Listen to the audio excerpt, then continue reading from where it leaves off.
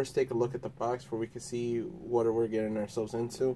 So, of course, we got the 112 collectible logo on the left-hand corner. We got the Joker in the right-hand corner. We got the J on the middle and the DC logo on the bottom right. And, of course, we have another J on the other side of the box.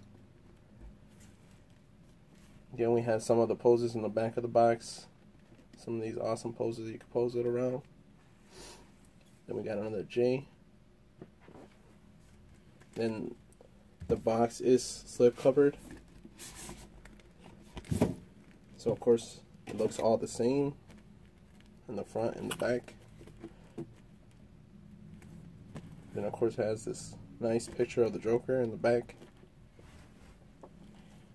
And then how you open it is in the side. It's magnetized, so you can open it back and forth, back and forth. And then it has a cool image of the Joker in the front, and of course the figure on the front as well.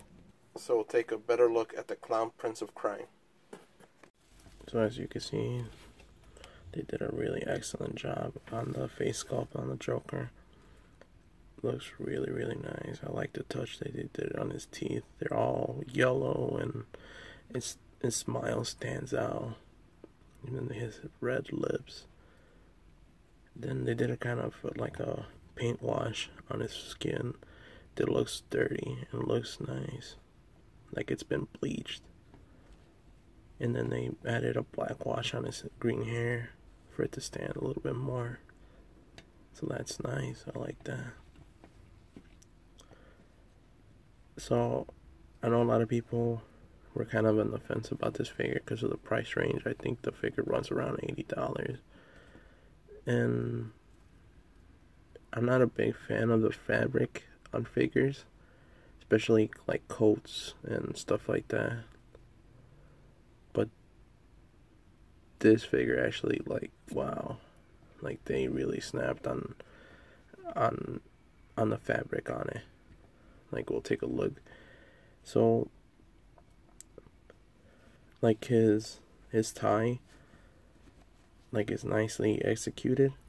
Is, as you can see, like it's all around his neck, like an actual tie, and you can see it in his torso all the way down, and his shirt too. So I think that's pretty nice that they added that they went that extra mile for that.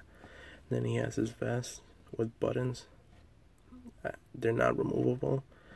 I wouldn't suggest trying to take them out either, because you might rip the figure.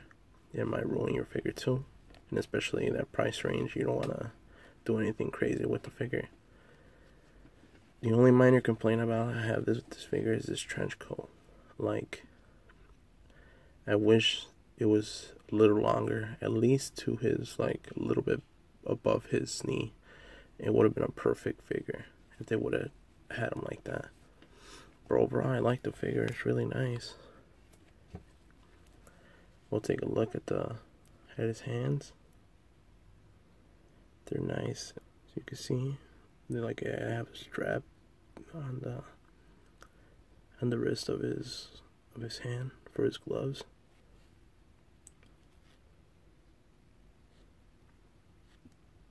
Also, in the back of his palms, his fingers, like in a grip. They did a really good job on the sculpting on this figure too. And on the other side is the same. So they added kind of like a black wash too on the gloves, so that's nice. And when a company does black wash on a figure, the figure stands a lot more. You see in the same way the hands. Also, his pants are not that baggy, so I like that. That's a plus. They're like nice and fitted.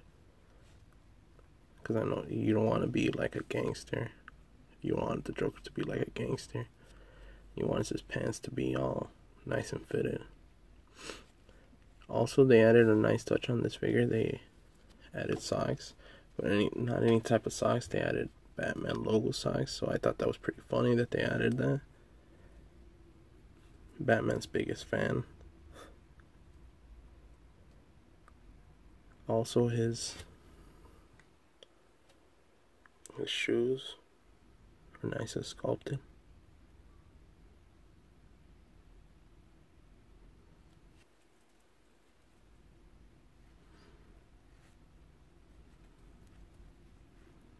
Then he does have pegholes on the bottom of his feet. I wish his, like, the bottom of his feet, like his shoes were kind of like worn out or something. But I think they're nice. They came out nice. So let's take a look at the accessories of this figure. So these are the accessories for the figure. This is one of the complaints I have about the figure, is I wish they had other accessories with it, like a crowbar or extra hands or an extra head sculpt or something, other than these small amount of accessories. So we do get a base for the figure, as all around the top of the base with a peg for you can peg it under the feet. It's a nice looking base. I like it, but I'm not gonna be posing him with the base. He can stand on his own. Then you get an extra head sculpt, just like the other one. Has extra paint on it, on his skin. Nice, but I rather prefer the other one. Then you get a pistol. I just wish it had like the effect of like the Punisher when you shoot it. But still, on its own, it's a really good accessory. Then you get the teeth. It doesn't wind or anything. No articulation. You can't move the teeth or anything like that. Or the feet. Then you get your open palm hand.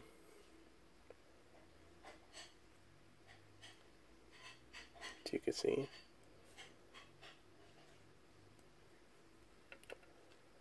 Then you get your card holding hand.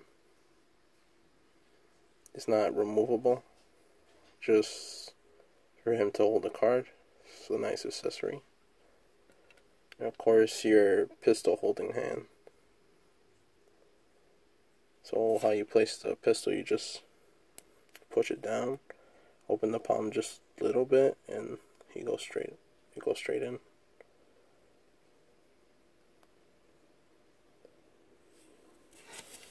So it's now time to get to the articulation of the figure.